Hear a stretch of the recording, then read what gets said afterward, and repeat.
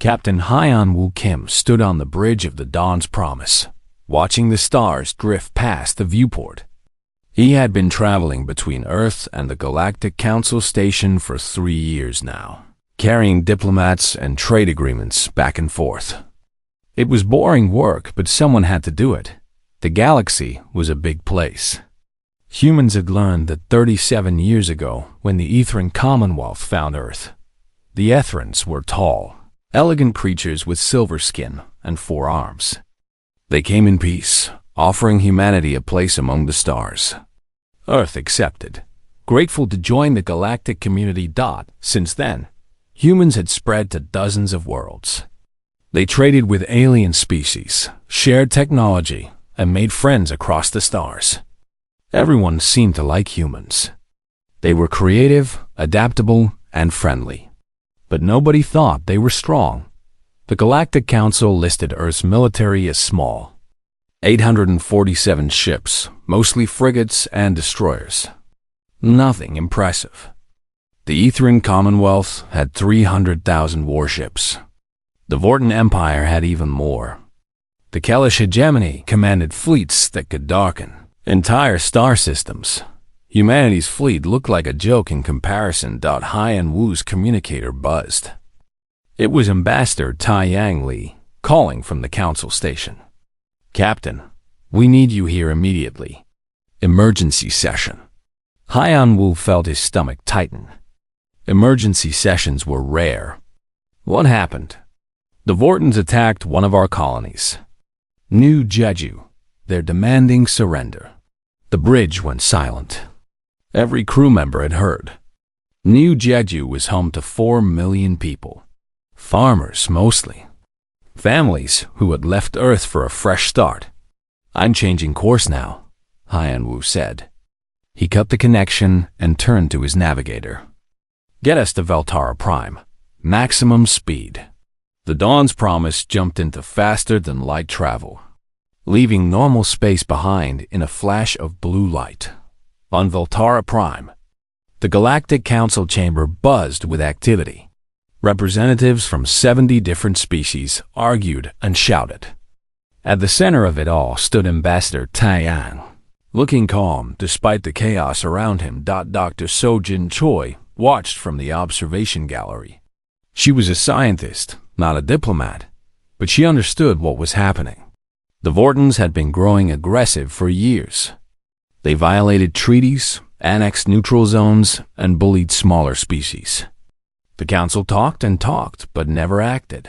Now the Vortens had made their move against humanity. War Prince Thilken appeared on the main view screen. It was massive, covered in dark scales with eyes like burning coals. Humans, he said, his voice dripping with contempt. Your colony has 24 hours to surrender. If they resist, we will destroy every city, every farm, every human on that world. Then we will move to your next colony, and the next, until Earth itself kneels before the Vorten Empire. The chamber erupted. Some species called for action. Others stayed silent, afraid to challenge Vorten might. The Ethran representative stood and spoke carefully.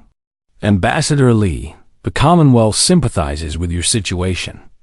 However, we cannot risk war with the Vorten Empire over a single colony. Perhaps a diplomatic solution? Tai Yang smiled. It was not a happy smile. There is no diplomatic solution. The Vortens want war. They think humanity is weak. They think we will run or hide or beg. Won't you? Thilken laughed. Your military is pathetic. 800 ships against our thousands? You are insects. Surrender now, and I might let some of you live. Tai Yang looked directly at the Vorten prince. His voice was quiet, but every being in the chamber heard him clearly. Any attack on human worlds will be met with appropriate force. This is your only warning. Thilken laughed harder. Other species shifted uncomfortably. They pitied the humans but would not help them. The transmission ended. Tai Yang walked out of the chamber without another word. Sojin followed him. "Ambassador," she said quietly. "What happens now?" Taeyang looked tired. Now we see if 37 years of patience was worth it. Far away, in the new Jeju system, the Vorten Third Fleet emerged from jump space. 12,000 warships, each one bristling with weapons. They surrounded the small human colony like predators circling prey. The human defense force moved to intercept. 43 ships, frigate class mostly, against 12,000 Vorten battleships. They looked ridiculous. The local commander broadcast a message. "Vorten Fleet, you are in violation of human space. Leave immediately or face consequences." The Vorten response was laughter and weapons fire. On Earth, in a bunker deep beneath the Pacific Ocean, Admiral Ji-Yoon Park watched the situation unfold on tactical displays. Around her, officers monitored communications and fleet positions.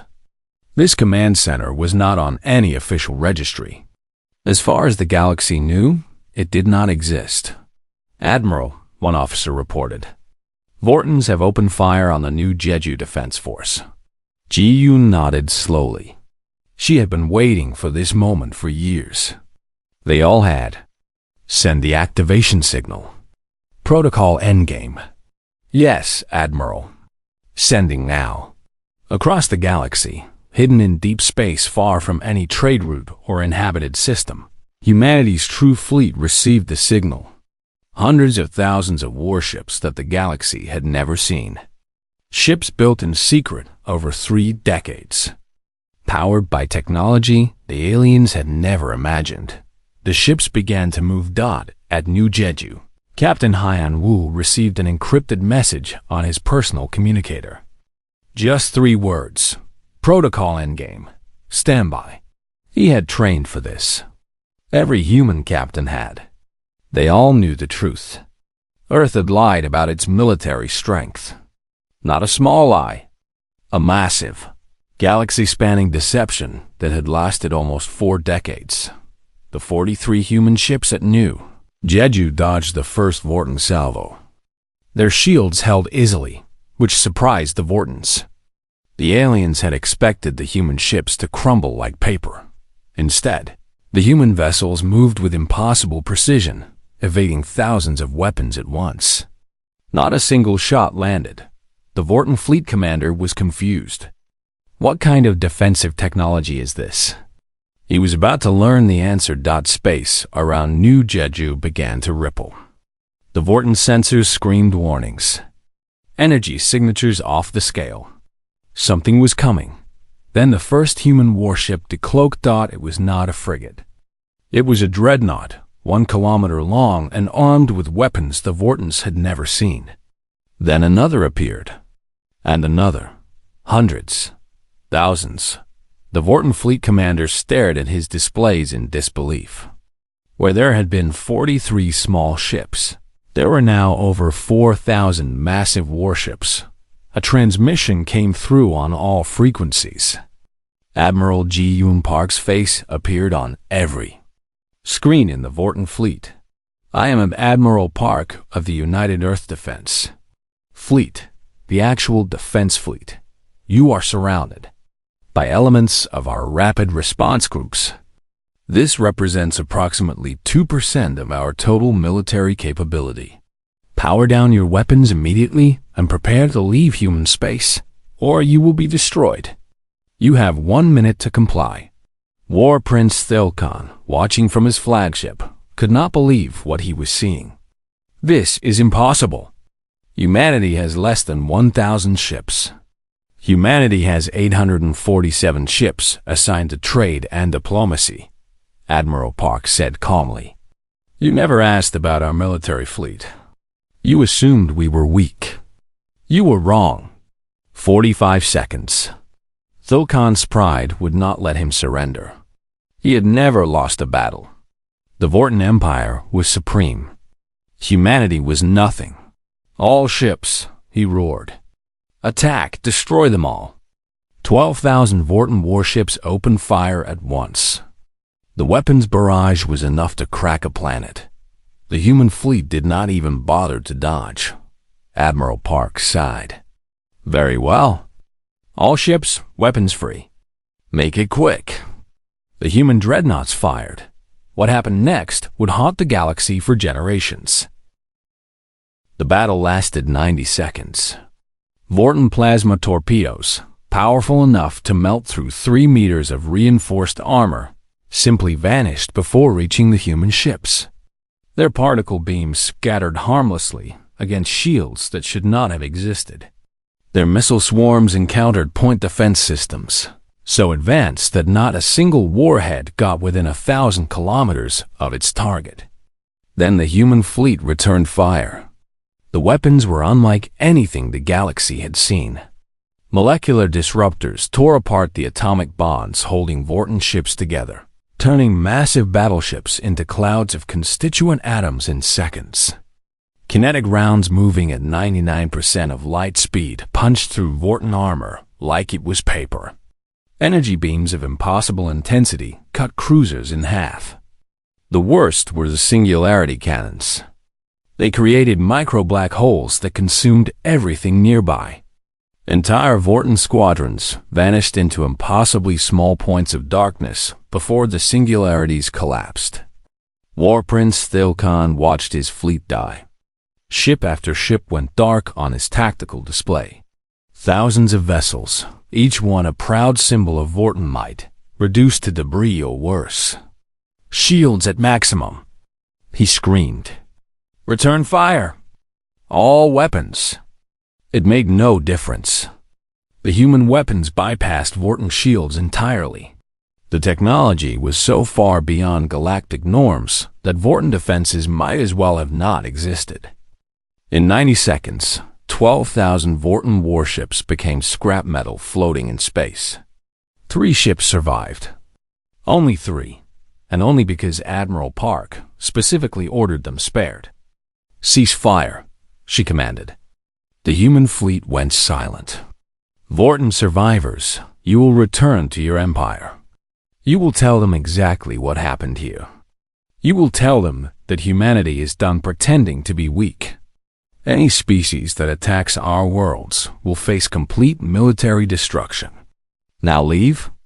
The 3 Vorton ships, their crews in shock, jumped away as fast as their damaged engines could manage.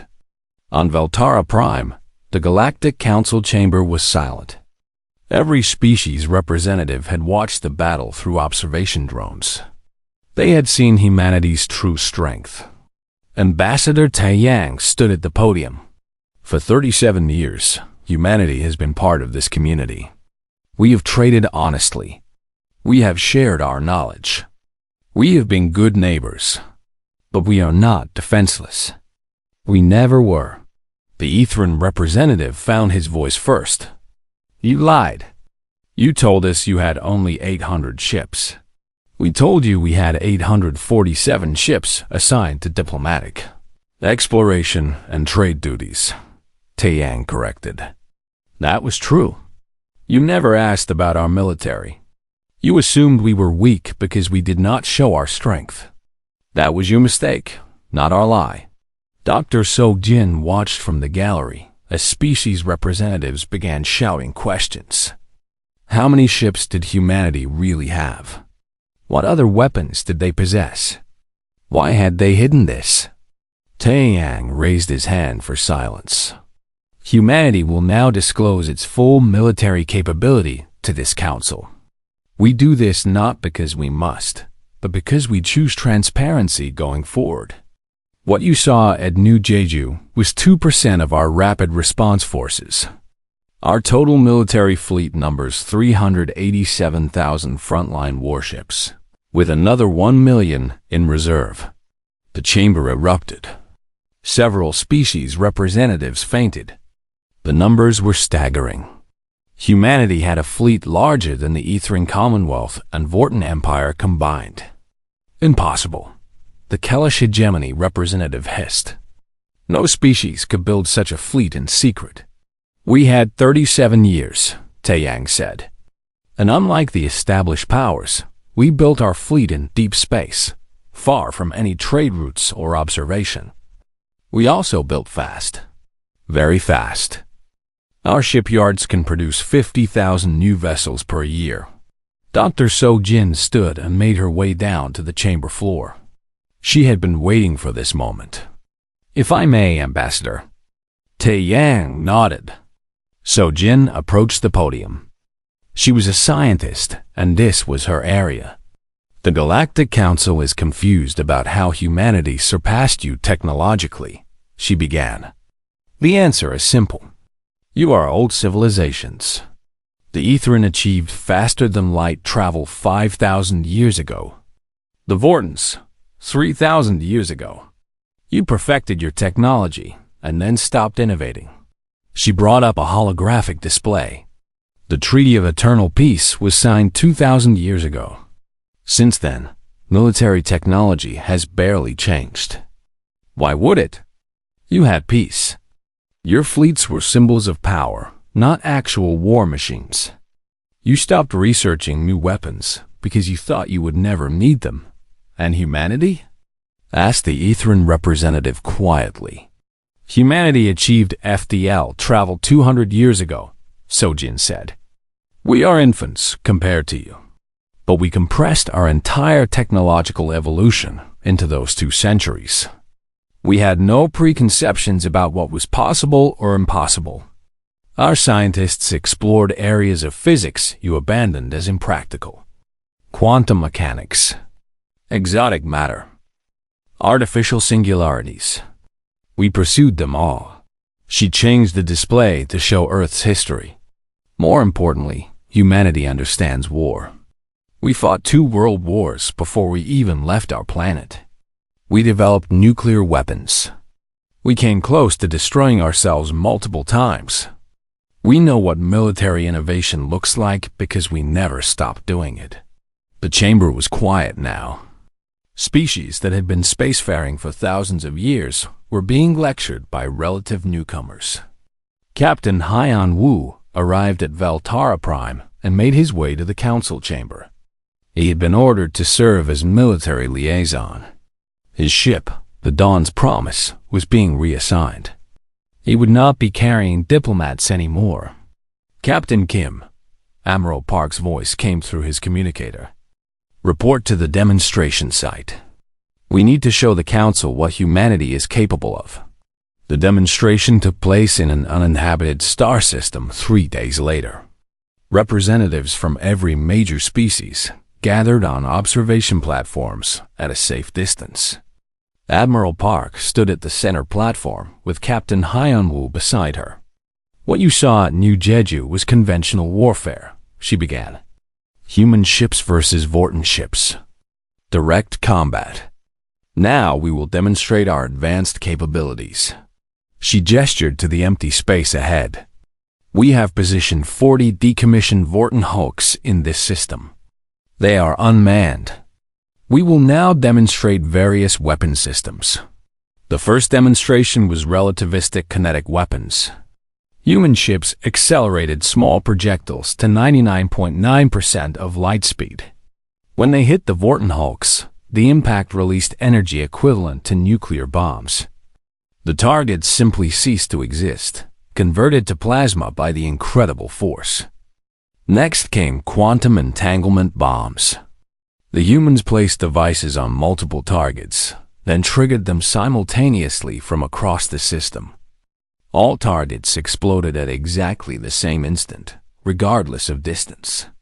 The implications were terrifying.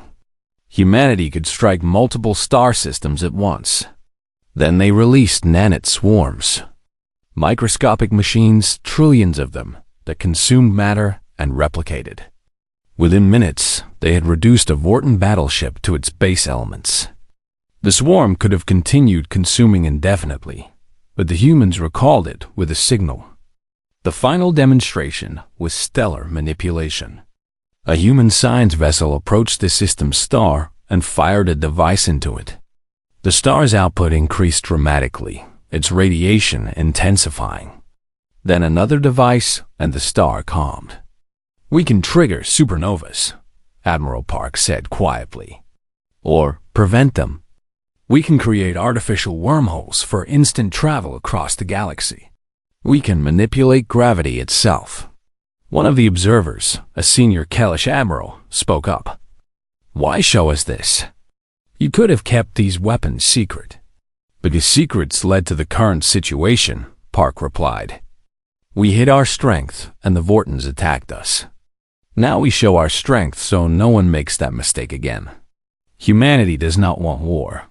But if you bring war to us, we will end it, permanently. Far away, in Vorton space, the 3 surviving ships from New Jeju arrived at the Imperial homeworld. War Prince Thilkon was already there, having fled before the battle ended. He stood before War Empress Dalsara and her war council. You lost 12,000 ships to 43 human vessels? Dalsara's voice was ice. They had more ships, Telcom protested. Thousands appeared from nowhere. Their weapons are beyond anything we have. Then we mobilize everything, Dalsara decided. Every ship, every ally. The humans have revealed themselves. Now we crush them before they grow stronger. The Vorton Empire began the largest military mobilization in galactic history. 800,000 warships, supplemented by 2 allied species who feared humanity's sudden dominance. Together, nearly 1 million vessels prepared for total war. When news reached Earth, Admiral Park did not seem surprised. She had expected this. The Vortons were proud. They would not accept defeat. Mobilize the 1st, 2nd, and 3rd fleets, she ordered. 300,000 ships. Set course for Vorton Prime. Captain Ham Wu, now commanding a dreadnought, received his orders. Admiral, they outnumber us 3-1. Numbers are not everything, Park replied.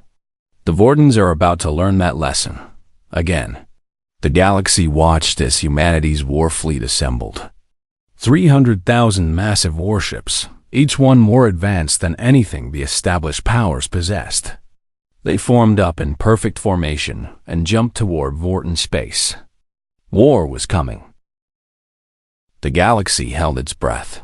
The human fleet arrived at Vorton Prime expecting to find 1 million enemy warships waiting for them. Instead, they found only 400,000 vessels in defensive formation around the Vorton homeworld. Admiral, where are the other ships? Captain Hyan Wu asked from the bridge of his dreadnought. Admiral Park studied her tactical display. Intelligence reports they are positioned around human colonies. The Vortons are planning mutual destruction. If we attack their homeworld, they attack ours. It was a hostage situation on a galactic scale. The Vortons had spread their fleet across dozens of star systems, each group targeting a human colony. If war came, billions would die on both sides. War Empress Dalsara appeared on all communication channels. She stood in her throne room, surrounded by her war council. Humans, you have 2 choices. Surrender your colonies to Vorton rule, or we will destroy them all. You cannot protect every world. Even your technology has limits. Admiral Park's response was calm. Empress, you are making a mistake. Stand down now, and this ends without further bloodshed. Force our hand, and we will show you why humanity survived 2 world wars, a nuclear age, and countless conflicts before reaching the stars. We know war. We are very, very good at it. But unlike you, we know when to stop. Dalsara laughed. You bluff. No species would destroy another's homeworld. The galactic community would never forgive such an act. We are not going to destroy your homeworld, Park replied. We are going to do something worse. She gave the order. Around Vorton Prime, human ships activated a weapon system the galaxy had not known existed. Energy patterns formed in space, creating a massive web around the entire planet. Then reality itself seemed to freeze. On Vorton Prime, 47 billion inhabitants stopped moving. Not dead, not unconscious. Frozen in time itself. A person raising a cup of water stood motionless, the liquid suspended in mid-air. Ships in the sky hung without falling. Everything, everyone, locked in a single eternal moment. The Vorten fleet watched in horror as their homeworld became a monument to humanity's technological supremacy.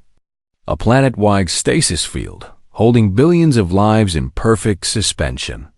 "Your people are not dead," Admiral Park broadcast to every Vorten vessel in the galaxy. "They are in temporal stasis. They will remain there until you agree to our terms. Days? Years? Centuries? The choice is yours." Then, across the galaxy, something impossible happened. Every single Vorten warship, all 800,000 of them, simultaneously lost power. Weapons went offline. Engines died. Life support switched to emergency batteries. The ships became helpless metal boxes floating in space. On the command ship at Vorten Prime, the fleet admiral stared at his dead controls. What happened? What did they do? Captain Haiyan Wu knew the answer. For 37 years, humanity had traded technology with the Vortens, shared scientific knowledge, helped them upgrade their systems. The Vortens thought they were getting gifts from a weak species trying to buy friendship. In reality, every piece of human technology contained hidden code, backdoors, viruses, waiting for activation. When Admiral Park gave the signal, every Vorten military computer crashed simultaneously. Their entire fleet, built over thousands of years, became useless scrap in an instant. The Vorten Admiral broadcast a desperate message. "This is impossible. Our systems are isolated, protected." "Nothing is protected from someone who built the protection," Park replied. "For 37 years, we have been preparing for this moment. Your ships run on systems we helped you design. Your weapons use targeting computers we sold you. Your shields operate on algorithms our scientists shared. We gave you all these things. Now we take them away." The magnitude of humanity's planning became clear. This was not a sudden decision. This was a strategy that had been in motion since first contact. Every trade agreement, every technology exchange, every friendly gesture had been part of a larger plan. Humanity had turned the Vorten Empire's entire military into a weapon against itself. On Veltara Prime, the Galactic Council watched in stunned silence. Ambassador Tai Yang stood before them, his expression grave. "The Vorten Empire has been neutralized," he announced. "Their fleet is disabled. Their homeworld is in stasis. They have 6 hours to surrender, or we will begin dismantling their ships for scrap metal." The Ethrin representative stood. "Ambassador, this is beyond anything we imagined. You did not just defeat the Vortens. You humiliated them. You removed them as a galactic power in less than an hour. They attacked our colonies," Taeyang said simply. "They threatened to kill billions of our people. What did they expect? We warned them. They chose war." A representative from a smaller species spoke up. "If you can do this to the Vortens, you can do this to any of us. Should we fear you now?" Taeyang looked around the chamber. "That depends. Do you plan to attack human colonies? Do you want to wage war against us? If the answer is no, then you have nothing to fear. Humanity wants peace. We have always wanted peace. But we will not be victims." Dr. So Jin joined him at the podium. "The Council needs to understand something. Humanity spent its entire history fighting. Nation against nation. Ideology against ideology. We nearly destroyed ourselves more than once. But we learned from it. We learned that war is easy to start and hard to end.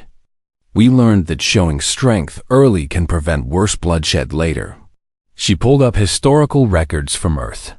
Images of ancient wars, world wars, nuclear standoffs. This is our past. Millions dead in conflicts that could have been avoided. When we joined the galactic community, we made a choice. We would be strong enough, that no one would dare attack us. Strong enough to end any war quickly. Strong enough to force peace. By hiding your true strength? The Etherean representative asked. By giving ourselves time, Taeyang answered. If we had arrived with 300,000 warships, how would you have reacted? Fear, suspicion, possible preemptive strikes by nervous empires. Instead, we appeared weak. You welcomed us. We learned your cultures, your ways, your technologies, and we prepared for the inevitable test. He gestured to the screens, showing the disabled Vorten fleet. This was always going to happen. Some species would see our apparent weakness and attack. Better to have that test now, with clear, overwhelming force, than to fight a decades-long war. It took 3 hours for the Vorten government in exile to agree to terms. With their homeworld frozen and their fleet disabled, they had no choice. The terms were harsh but not impossible. Full disarmament under human supervision. No more than 10,000 defensive vessels allowed. War crimes tribunals for those who ordered attacks on civilians. Reparations to damaged human colonies. Permanent human observers in Vorten space. And the big one, War Empress Dalsara and War Prince Thilkon would face galactic justice for their actions. When the surrender was signed, Admiral Park gave the order to release Vorten Prime from stasis. The planet returned to normal time. 47 billion Vortens resumed their lives, unaware that they had been frozen. To them, no time had passed at all. But the galaxy would never forget. Captain Haiyan Wu was reassigned again. Instead of commanding a warship, he was made military attached to the Galactic Council. His job was to answer questions about human capabilities and to make sure the other species understood the new reality. He met privately with military commanders from the Etherean Commonwealth and Kalish Hegemony. Both empires were debating whether to challenge humanity now or accept the new balance of power. We mean you no harm, Haiyan Wu told them. We do not want your territory. We do not want to rule you. We just want to live in peace and trade freely. But if you decide we are a threat that must be eliminated, understand this. We have planned for that scenario too. We have planned for fighting the entire galaxy at once. The Kalish Admiral was blunt. Could you win such a war? It would not be easy, Haiyan Wu admitted. You have numbers on your side. But yes, we could win. And it would be the end of galactic civilization as you know it. Not because we want that outcome, but because that is what total war looks like. The Etherean commander asked the important question. What do you want from us? Partnership, Haiyan Wu said. We want to build something better than the old system. The Treaty of Eternal Peace was not really peace. It was fear and balance of power. We want actual peace, cooperation, shared defense. This was the moment Dr. Sojin and Ambassador Taeyang had been building toward. They presented a new proposal to the Galactic Council, the Treaty of Mutual Defense. Under this treaty, all signatories would agree to defend each other. A new Galactic Security Council would be formed, with humanity holding a permanent seat. Military forces across the galaxy would be reduced. And most radically, humanity would share selected technologies with all treaty members. Not the most devastating weapons, but enough to ensure that no single species could dominate the others. Defensive shields, point defense systems, faster engines. Technology that would let smaller species defend themselves. You would give away your advantages? A small species representative asked in disbelief. Some of them, Taeyang confirmed. Because technology can be replicated eventually anyway. But more importantly, because we want you to feel safe. We want a galaxy where species do not live in fear of each other. That only works if everyone has the ability to. 5 years passed. The Treaty of Mutual Defense had held. The galaxy was more peaceful than it had been in centuries. The joint peacekeeping fleet, commanded by Captain Haiyan Wu, had resolved 3 border disputes and stopped 2 attempted genocides without firing a single shot. The threat of intervention was enough. On Veltara Prime, the Galactic Military Academy had become the premier institution for strategic studies. Officers from 70 different species learned together, studying tactics and warfare from the greatest military minds across the galaxy. Admiral Park, now retired from active service, taught the most popular course. It was called The Ethics of Overwhelming Force, and it was always full. War is easy, she told her students one day. Any species can build weapons. Any fool can start a fight. The difficult part is knowing when not to fight. Knowing when your strength should be used to prevent conflict rather than win it. In the back of the classroom sat a young Vorton officer named Colvin. 5 years ago, he had been part of the 3rd Fleet at New Jeju. He had watched his entire fleet be destroyed in 90 seconds. Now he wore the uniform of the Galactic Peacekeeping Force. After class, he approached Admiral Park. "Admiral, may I ask a question?" "Of course. Why did you spare those 3 ships? At New Jeju, you could have destroyed us all. Why let anyone survive?" Park smiled. "Because dead enemies cannot change their minds." The survivors carried a message. They showed the Vorton Empire what humanity was capable of. That message prevented a longer, bloodier war. Sometimes mercy is the most strategic choice. Colvin thought about that. My people hate that we lost, but many of us understand that we are better off now than we were under the old empire. Is that strange? No, Park said. That is growth. Your empire conquered and enslaved. Now you build and cooperate. That is not weakness. That is evolution. Across the galaxy, Captain Haiyan Wu commanded the peacekeeping flagship Unity. His crew included officers from 20 different species.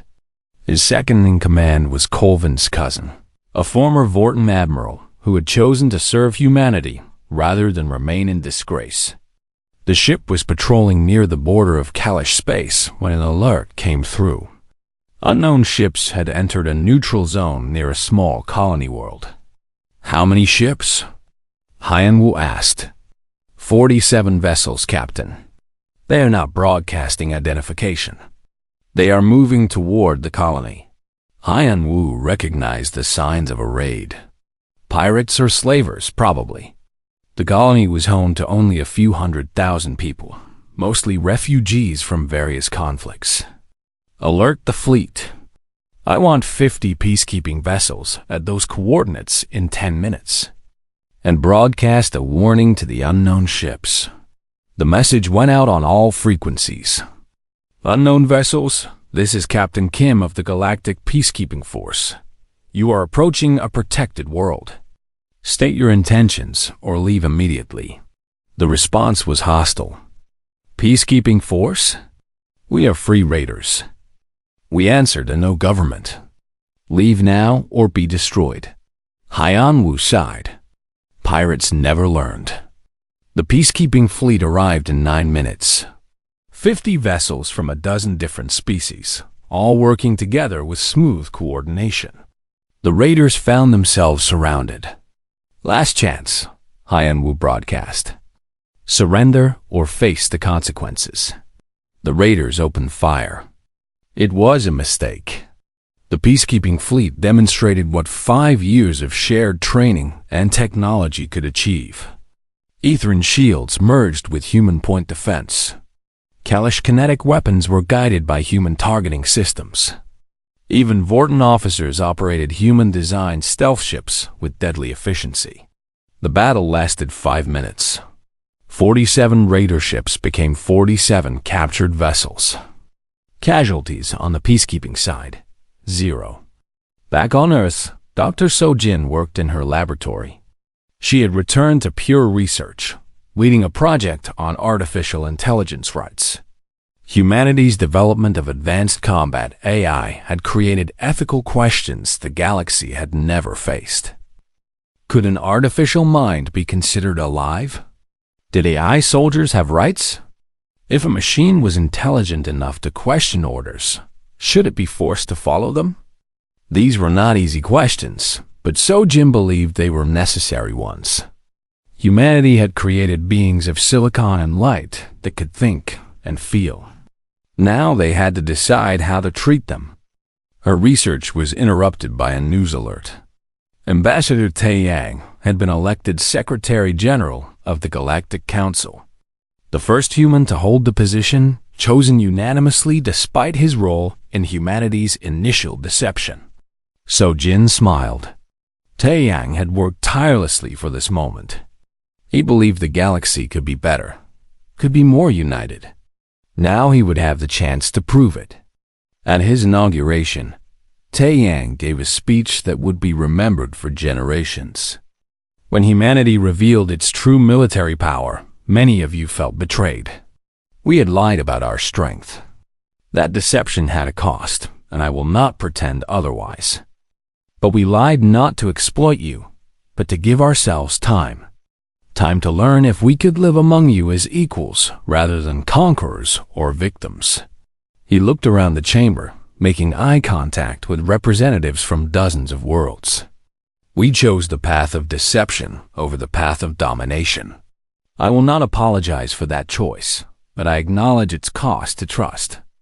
Now we must rebuild that trust through transparency and shared purpose.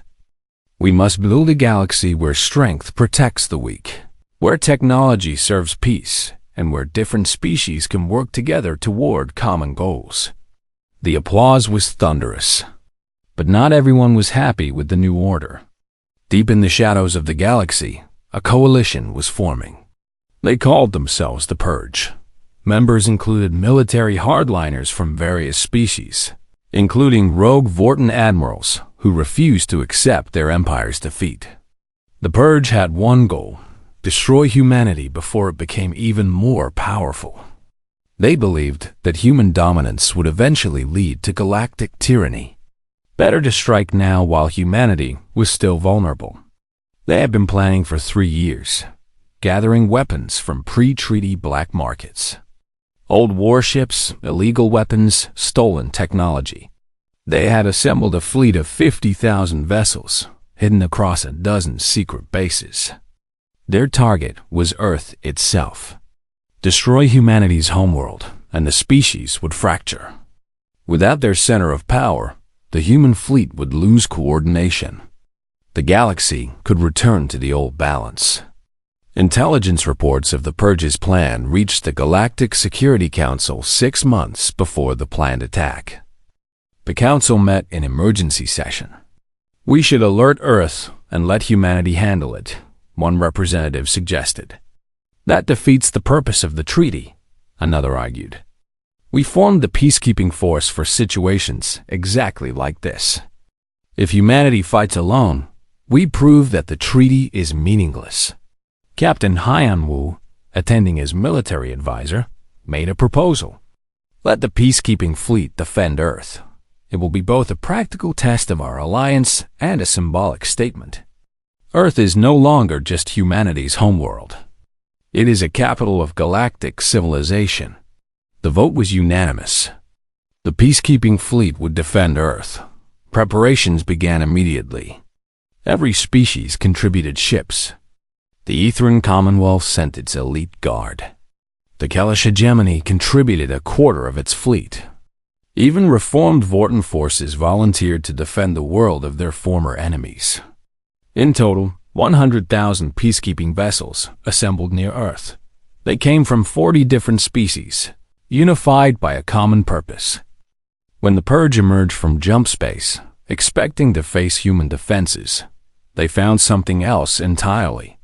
A multi-species fleet twice their size, waiting in perfect formation. Hyanwu broadcast a message. This is Captain Kim of the Galactic Peacekeeping Force. You came to destroy Earth because you fear human power. But Earth is no longer just humanity's home. It is a symbol of our shared future. Every ship here, from 40 different worlds, has chosen to stand together. Power down your weapons and surrender. This is your only warning. The Purge leader's response was bitter. You are fools.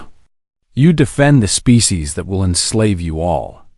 When humanity controls the galaxy, remember that we tried to save you. Humanity already has the power to control the galaxy, HFY replied. They chose not to. Now last chance. Stand down. The Purge opened fire. The battle lasted 3 hours. It was not easy. The Purge had good weapons and desperate courage. But the peacekeeping fleet had something better: unity. Ships from species that had been enemies for centuries fought side by side. Ethran captains coordinated with Vorten tacticians. Kalash warriors followed human battle plans. The diversity that the Purge saw as weakness was actually strength. The peacekeeping fleet adapted to every tactic, covered every weakness, and exploited every opening. When Ethran shields weakened under sustained fire, Kalash ships moved to protect them. When Vorten stealth ships made surprise attacks, human sensors tracked them for others to target. It was military cooperation at a level the galaxy had never achieved.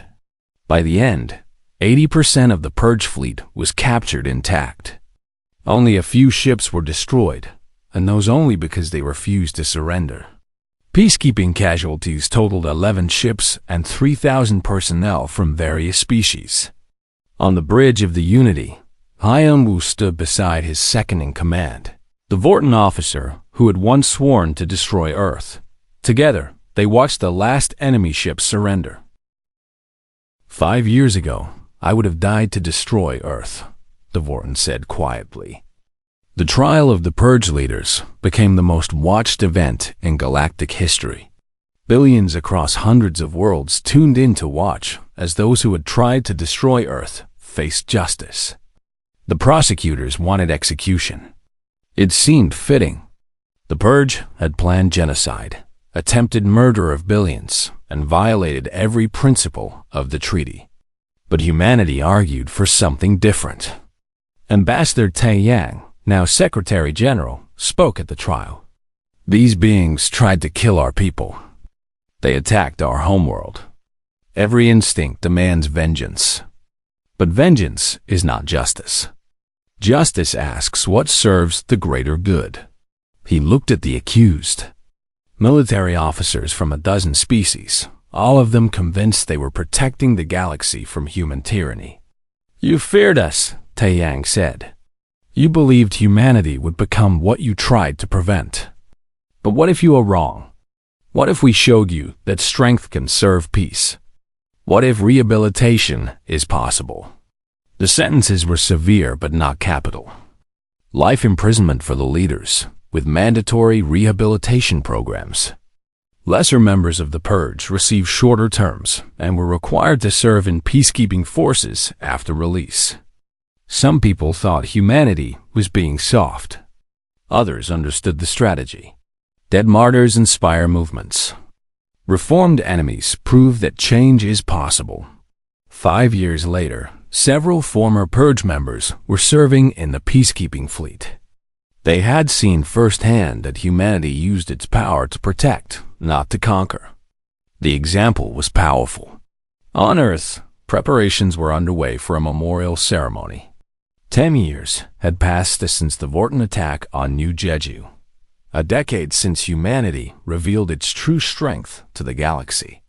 The memorial would honor everyone who had died defending Earth from the Purge, human and non-human alike.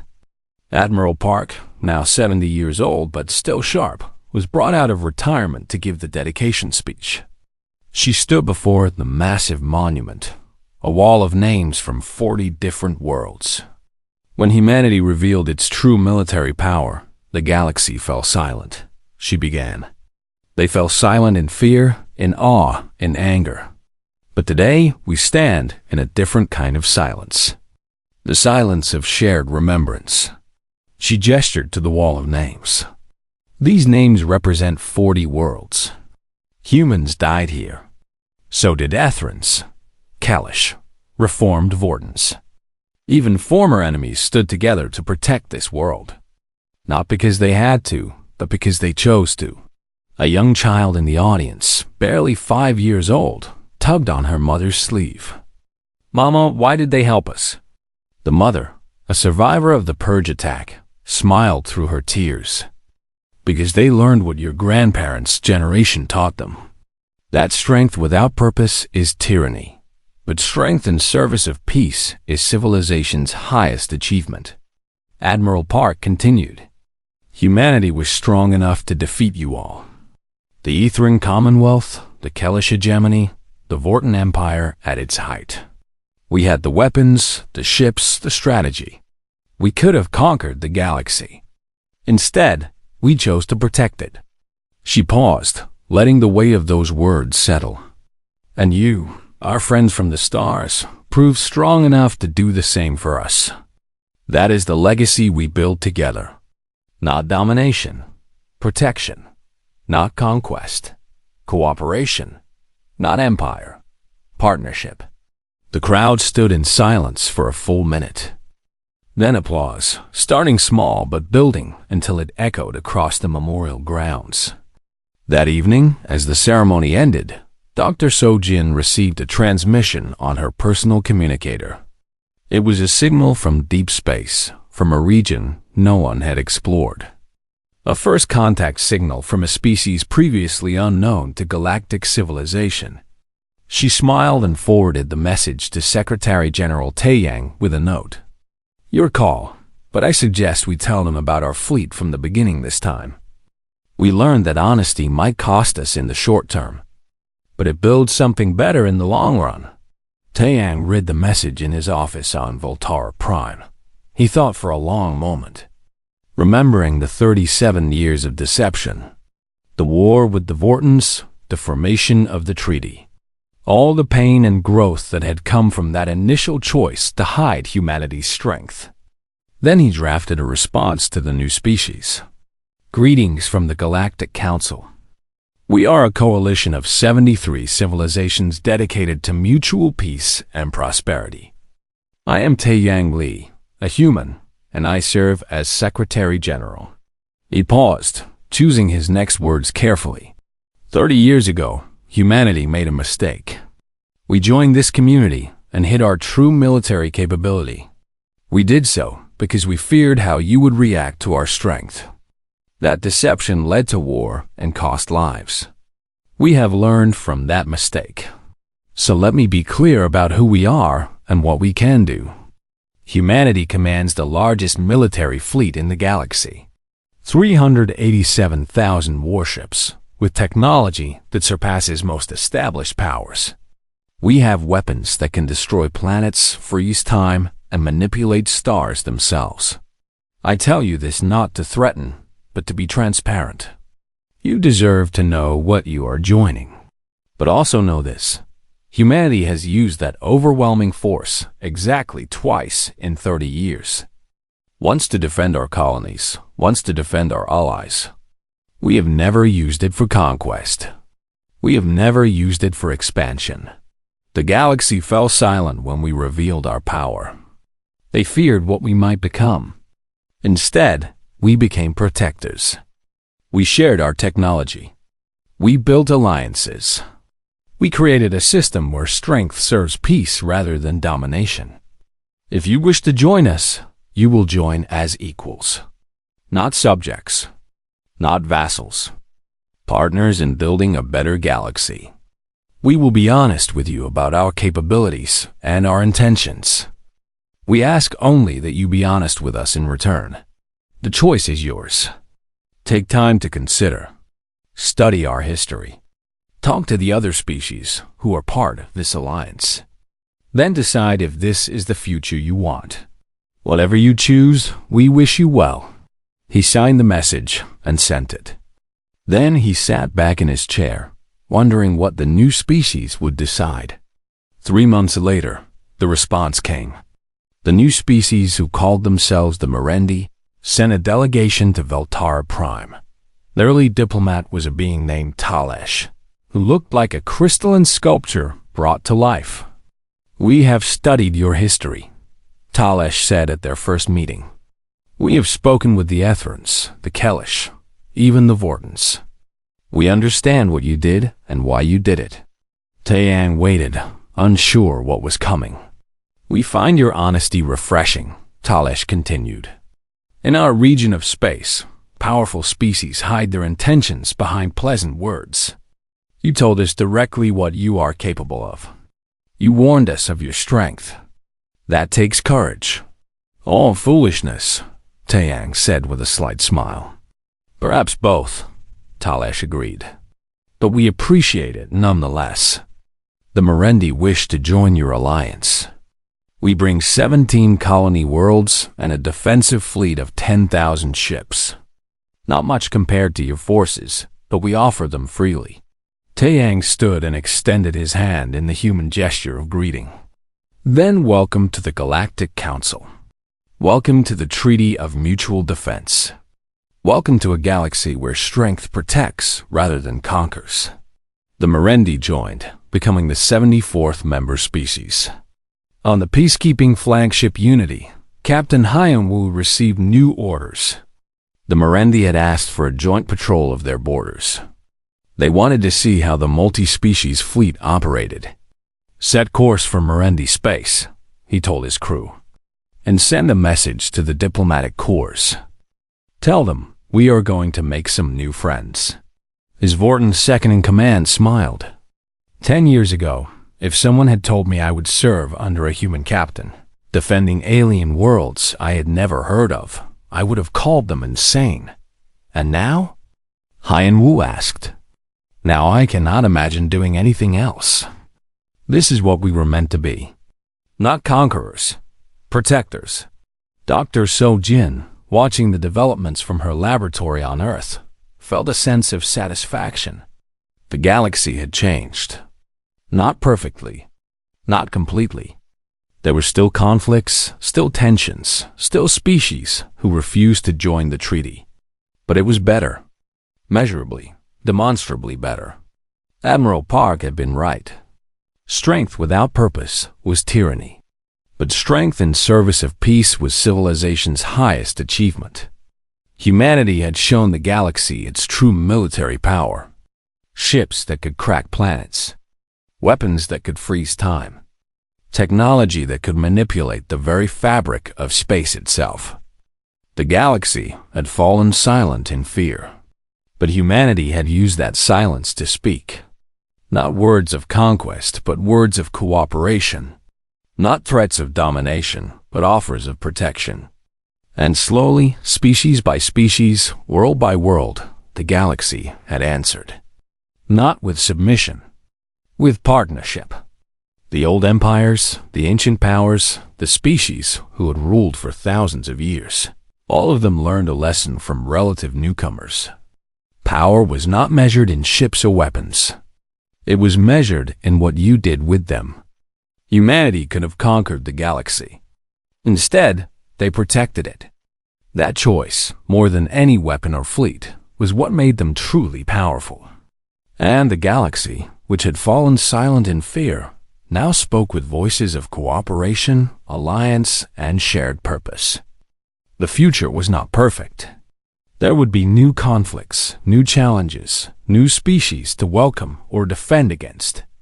But for the first time in galactic history, the response to those challenges would be unity.